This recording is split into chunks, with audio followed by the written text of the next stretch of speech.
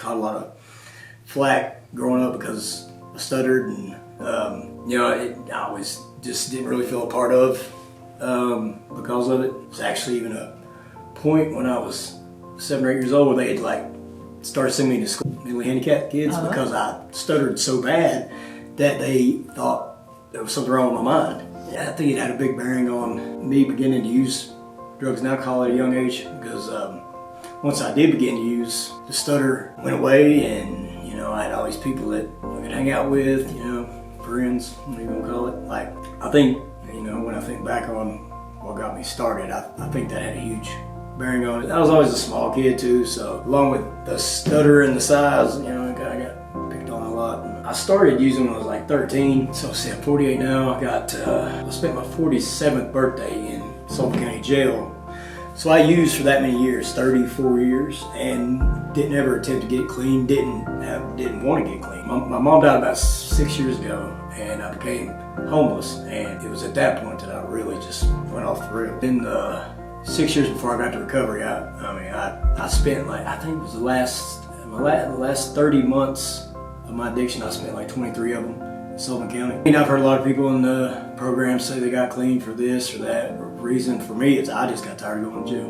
What got me thinking that I wanted to get clean was I just got tired of going to jail. When I got into jail this last time, it was January 2023. There was a friend of mine that I'd been friends with my whole life, and he had already been, I think you guys might have helped him as well, get to rehab, just like I did. But he had already been through Magnolia Ridge, had tried to get clean. He went to Recovery Resources as well.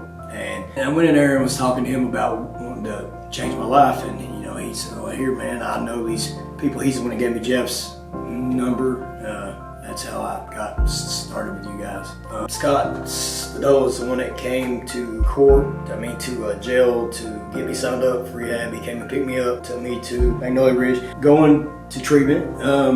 I started paying attention in there. The guys that come in, they started telling me their stories, and it's like any addict, I thought nobody was as low down and dirty as me. And then I started hearing these guys, telling their story, and I see these guys are happy and content, and that's where I guess where I got my first little glimmer of hope. So I started paying attention in treatment and signed up for the sober living program that I was in, Recovery Resources, and Tabitha came and interviewed me, and fortunately they accepted me, and I got to go there. And then for me, it was the guys in the house. Without them guys, there's no way I would have made it. I can tell you what's important to me now in life that wasn't before. I was the most dishonest person I've ever known. Lie for the sake of lying. My grandmother used to say, if I wasn't lying, I was getting ready to.